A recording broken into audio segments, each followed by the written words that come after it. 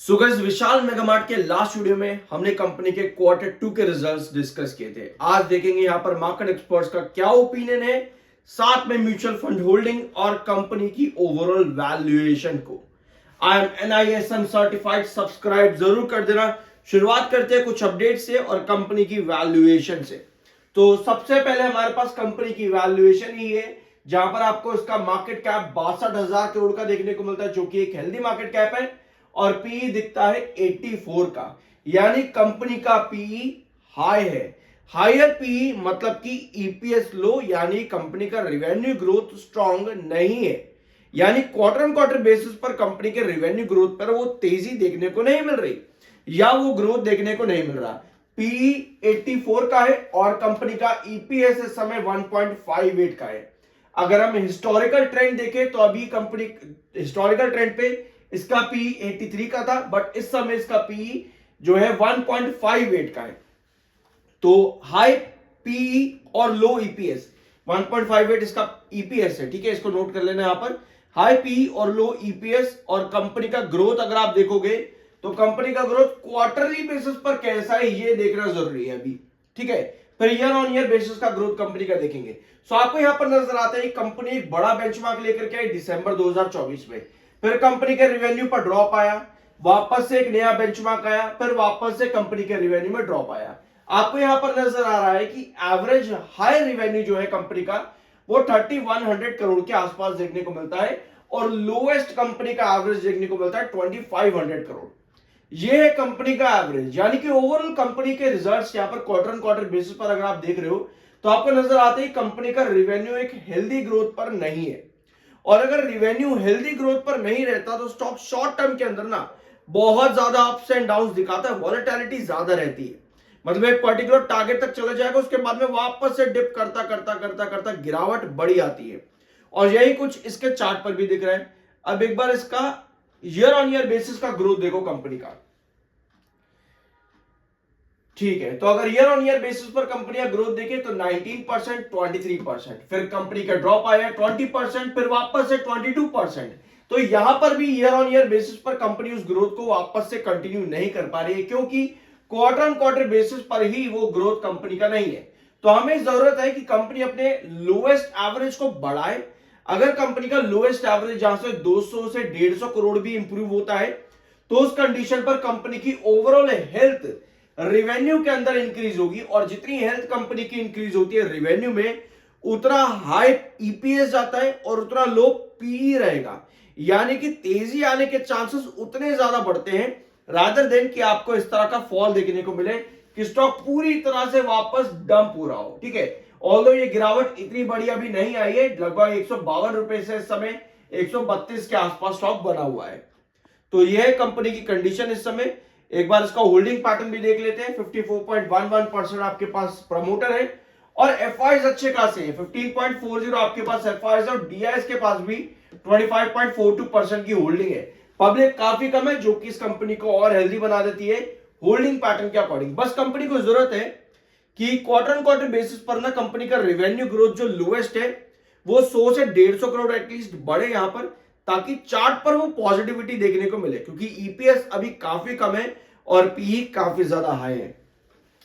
Mutual fund की holding भी देख लेते हैं। 44 म्यूचुअल फंड ने बाइंग करी है अक्टूबर के महीने में, और 39 म्यूचुअल फंड ने सेलिंग करी है। ओवरऑल जो चेंज है क्वांटिटीज का वो भी यहां पर देख लो एक बार। 1,99,72,354 ये ओवरऑल चेंज है। और क्या क्या नाम हमारे पास में, एक बार नाम भी देख लेते हैं कुछ, ठीक है। तो सबसे बड़ा नाम हमारे पास है एक्सिस मिड कैप फंड। इन्होंने 7% क्वांटिटी ऐड करी है अक्टूबर के महीने में। 24,61,977 क्वांटिटी ऐड की है इन्होंने। एक्सिस ELSS इन्होंने 4% क्वांटिटी ऐड करी है। 15,70,000 क्वांटिटी है इनकी जो इन्होंने ऐड की है। और जियो ब्लैक रॉक यहां पर भी देखने को मिला है, 100% नई एंटिटी आई है 13,83,000 क्वांटिटीज के साथ में। तो म्यूचुअल फंड इंटरेस्टेड दिखे, ऐसा नहीं है कि म्यूचुअल फंड ने एग्जिट किया है कोई, नहीं, म्यूचुअल फंड इंटरेस्टेड देखने को मिले हैं ओवरऑल। बट अगर ये छोटी सी क्वांटिटी देखें हम यहां पर, तो पहले पेज पर सेलिंग भी आई है। कितनी सेलिंग है? लगभग 1,99,72,000 क्वांटिटीज की सेलिंग भी आई है पहले पेज के ऊपर। ठीक है, और ओवरऑल क्वांटिटी जो हमारे पास है 173 ओवरऑल एंटिटीज है म्यूचुअल फंड्स की। तो ये है म्यूचुअल फंड्स का डाटा। वैल्यूएशन देखो, कंपनी को ना अपना रिवेन्यू ग्रोथ करना पड़ेगा। बाकी चीजें कंपनी की अच्छी हैं, स्टेबल है, बट रिवेन्यू ग्रोथ कंपनी को यहां पर करना पड़ेगा। According to market experts Motilal Oswal, इनका टारगेट कंपनी में 180 का है और बाइंग की रेटिंग के साथ में। तो जहां इस समय आप हो, यहां से अगर 180 आता है तो लगभग 45 से 50% के रिटर्न स्टॉक दे रहा है अकॉर्डिंग टू मोतीलाल ओसवाल। तो मोतीलाल ओसवाल इस कंपनी में बुलिश है इस समय। एक बार आउटलुक भी देख लेते हैं, तो किस आउटलुक के बेस पर इन्होंने टारगेट दिया है यहां पे इस कंपनी के अंदर। ठीक है, कंपनी का प्रीमाइज्ड डीसीएफ एम्प्लॉय के बारे में इन्होंने बताया और एबिडा ग्रोथ के बारे में बताया कि फाइनेंशियल 27 तक कंपनी का एबिडा ग्रोथ 43 टाइम्स बढ़ना चाहिए और बाकी दिसंबर 27 तक 31 टाइम्स कंपनी का एबिडा ग्रोथ होना चाहिए। और पीई ग्रोथ भी आप देख सकते हो, एटलीस्ट 65 टाइम्स पीई ग्रोथ भी होना चाहिए फाइनेंशियल 27 तक। तो ये कंडीशंस मार्केट एक्सपर्ट्स की। सेलर थोड़े से ज्यादा है, 4,86,000 इस समय बायर है और 13,15,000 इस समय सेलर है। तो बायर और सेलर का डिफरेंस बड़ा है इस समय। टेक्निकल पॉइंट ऑफ व्यू पे न्यूट्रल है, 41.8 का आपका एमएफआई एंड 36.6 का आपका आरएसआई है। अब आते हैं इसके चार्ट पे। ठीक है, तो लास्ट वीडियो में हमने इसका चार्ट डिस्कस किया था जहां पर इसका इंपॉर्टेंट बेस है 128 का। पिछले लास्ट सेशन में अगर आप देखोगे, कल का सेशन 128 की रेंज पर आकर के वापस से स्टॉक ने रिकवरी दिखाई है और इस समय 132.67 के आसपास काम कर रहा है।